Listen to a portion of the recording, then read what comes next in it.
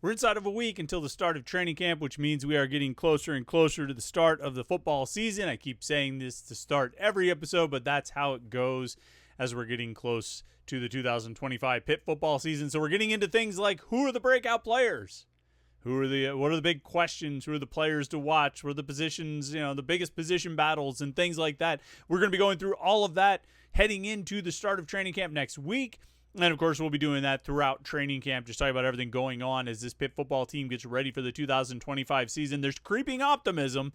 Are you feeling that creeping optimism? That might be our Monday podcast. Are you feeling the creeping optimism in the light of ACC football kickoff yesterday, where Pat Narduzzi and Kyle Lewis and Desmond Reid and Javon McIntyre and Lyndon Cooper were all expressing great optimism about this team's chances and Pitt's what Pitt can do in 2025. Are you starting to buy into that as well?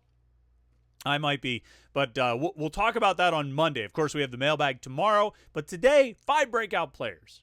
5 breakout players who are players to watch, who are players that maybe we're not talking about as much right now, but we will be by the end of the season. Now, there's always a caveat that comes with this, in that on things like this, the Morning Pitt or our weekly podcast or any of the things that we do, and we talk about all of these guys all the time. So there aren't really many guys we're not talking about. And so it's always difficult when somebody says, Chris, who's that guy we're just not talking about enough right now? We talk about everybody all the time. Unless you want to pick like a 4th string, like walk-on or something. We're probably not talking about him, but should we really be?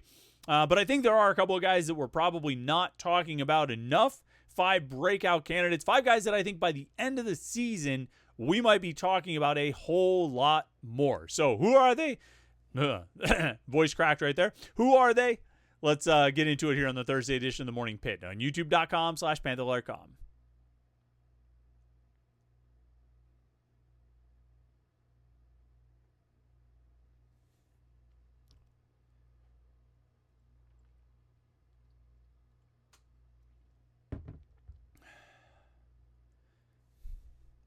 All right, it's Thursday. It's the Morning Pitt. It's youtube.com/Panther-Lair.com, and I'm Chris Peak from Panther-Lair.com. You see the website below, Panther-Lair.com. It's a Pitt site on the 24/7 Sports Network, and it's a place to get all of the Pitt sports news. I think it's the most comprehensive source of Pitt sports news on the internet with the best online community of Pitt fans you're going to find. All at Panther-Lair.com, so go check it out, Panther-Lair.com, and our video channel right here, youtube.com/Panther-Lair.com. Like this video and subscribe, and you'll never miss any of our Pitt video content, whether it's these daily Morning Pitt videos or weekly live show every Wednesday night at 8:30 p.m., press conferences, post-game shows, interviews, all those different things. We have it right here at youtube.com/Panther-Lair.com. So like this video and subscribe, and that would be cool if you did. All right, let's jump into it. We don't need to waste a lot of time. 5 breakout candidates, 5 guys we maybe aren't talking about as much right now. And again, with that caveat, I already said that we're talking about all these guys all the time anyway. So, what are we doing? But 5 guys that maybe we're not talking about as much right now, but I think we will be in a positive light by the end of the season. And I'll start with one guy who I know we've talked about a number of times, but he gets overshadowed a little bit because we talk about Kyle Lewis, the returning All-American, and we talk about Rasheem Biles, the guy who could potentially be an All-Conference player, maybe an All-American as well. Really talented linebacker, probably poised for, I can't even say he's poised for a breakout season because I think Rasheem Biles had his breakout season. His real breakout season was last year when he was 3rd on the team in tackles. He had 82 tackles, 15 tackles for loss, 6 sacks, and an interception. The guy I'm talking about was way down the list of tackles, all the way down at 5th on the team last year. And it's funny to say the guy who was 5th on the team in tackles last year is poised for a breakout, but I think he is, and I think you'll agree. It's Braylon Lovelace, the junior linebacker who played a lot last year. He played enough last year to have 53 tackles, 10.5 tackles for loss, 4 sacks, 1 interception. Of course, he returned that for a touchdown against Syracuse. But why Braylon Lovelace is on this list and as I say, poised for a breakout season is because he's going to be moving into a starting role at middle linebacker, taking over for Brandon George, who was 4th on the team in tackles last season. Brandon George had 80 tackles. Braylon Lovelace, backing up George and also playing backup at some of the outside linebacker positions, had 53. Lovelace will step into that starting middle linebacker role in 2025, and I think he is up to the task. I don't think the new job, the new role, the new responsibility, or the new stage will be too big for him, and I think Braylon Lovelace will not necessarily put up the numbers that Kyle Lewis and Rasheem Biles did. Now, Lewis and Biles had 15 tackles for loss each, and Lovelace had 10.5, so he wasn't that far behind. Lewis had 7 sacks, Biles had 6, Lovelace had 4, but Lovelace had a pick, just like Biles did. Lewis obviously had 4 interceptions. I don't expect him to necessarily match those numbers, but 80-plus tackles, Brandon George last year had 80 tackles. Is Braylon Lovelace capable of 80-plus? I think he is.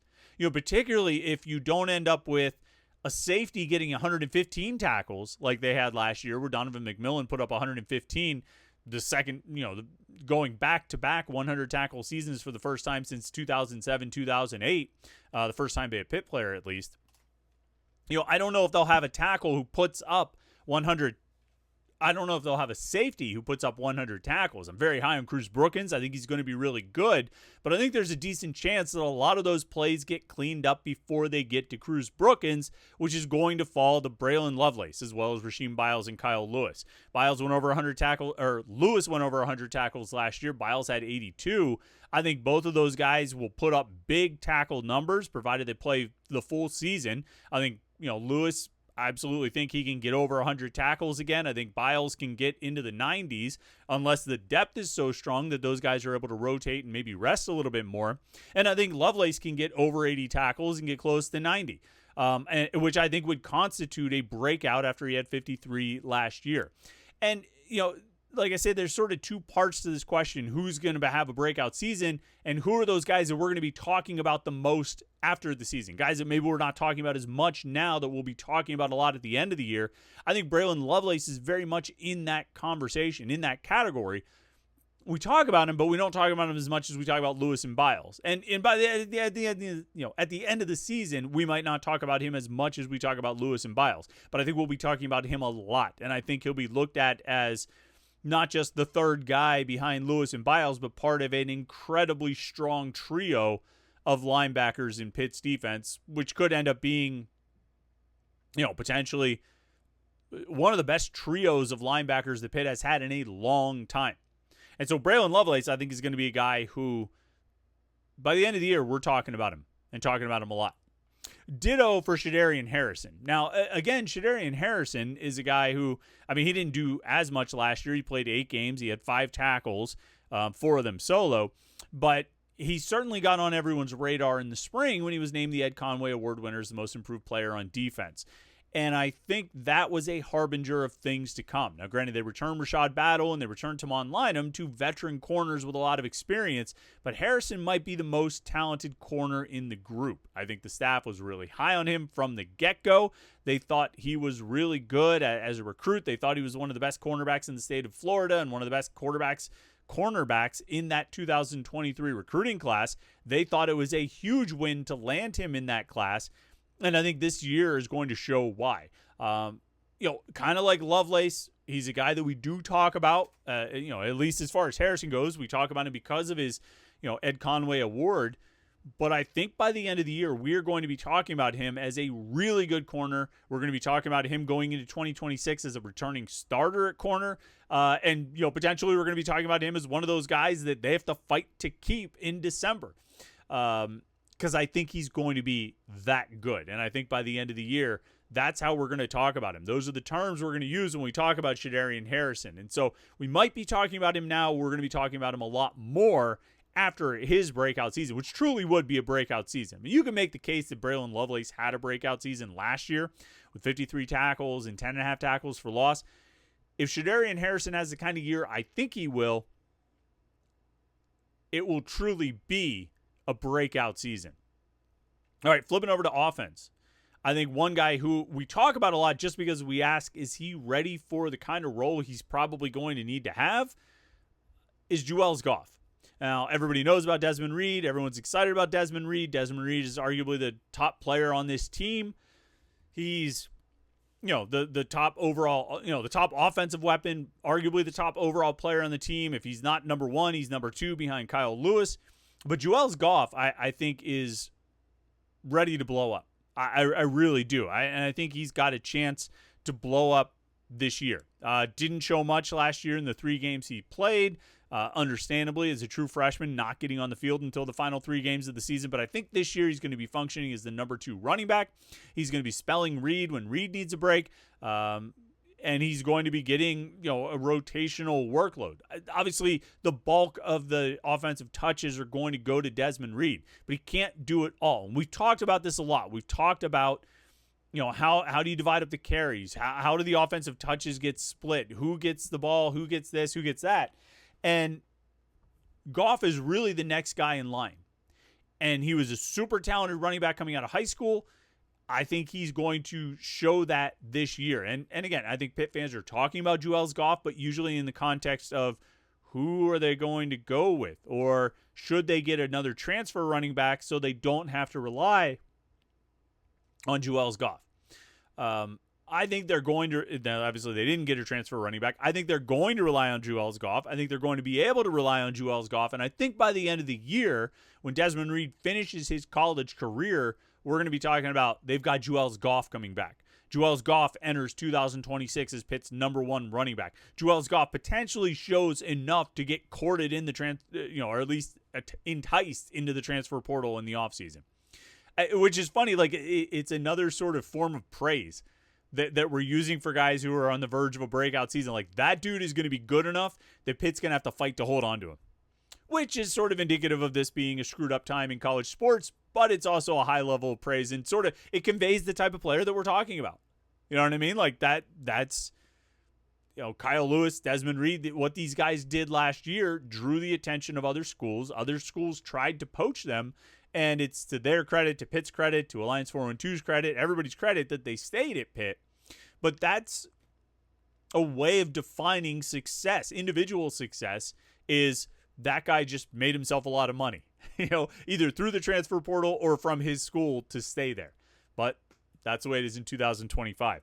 Another guy on offense, and this may seem like a weird one, and I'll be honest, I'm not entirely convinced of this as it is, because I think it's a weird candidate to pick as a breakout candidate, but I think he can have one in a certain kind of way.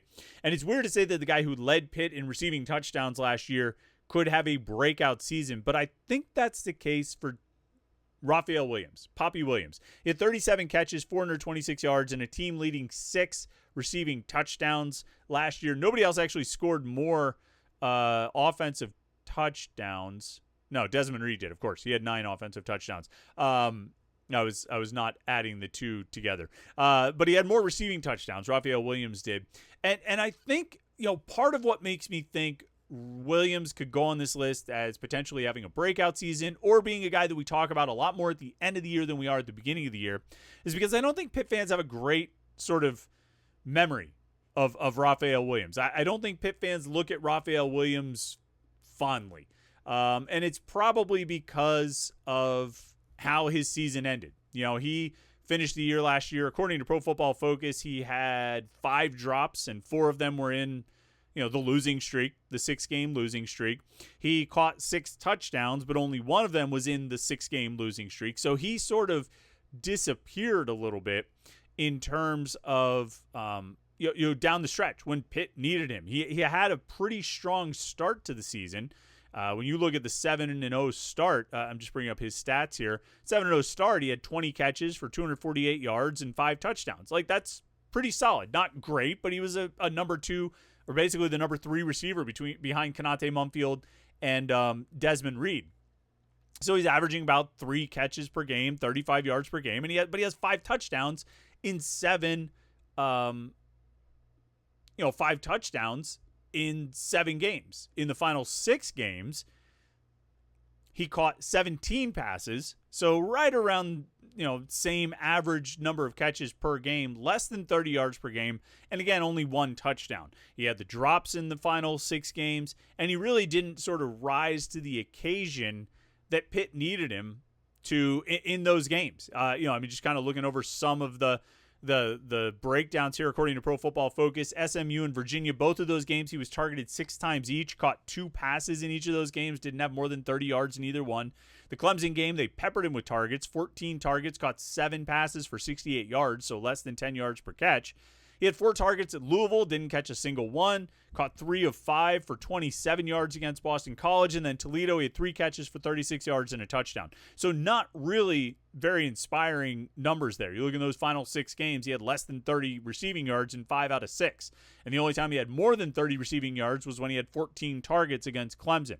And I think that's why Pitt fans don't really have a strong positive association or memory of Raphael Williams. But I think as your number 3 receiver behind Kenny Johnson and Desmond Reid, he's a capable player.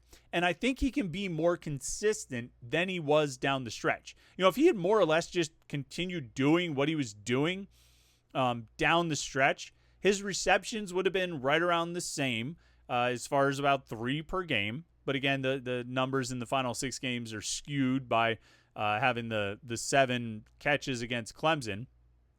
He'd be, you know, more or less in line with the you know, yardage wise, but he would have a lot more touchdowns. You know, he had 5 in the, like I say, 5 in the first 7 games.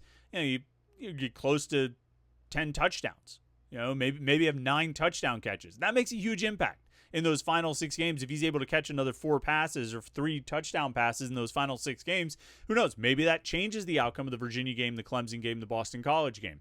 But he wasn't able to do that. I think what you'll see out of Raphael Williams this year, and admittedly, his status is up in the air after he missed basically all of training or all of spring camp. But I think there's a chance for Raphael Williams to be a lot more consistent this year. And again, not necessarily be your number 1 wide receiver or number 2 option. Kenny Johnson and Desmond Reid will have those roles as your top 2 receiving targets and your top 2 receiving options.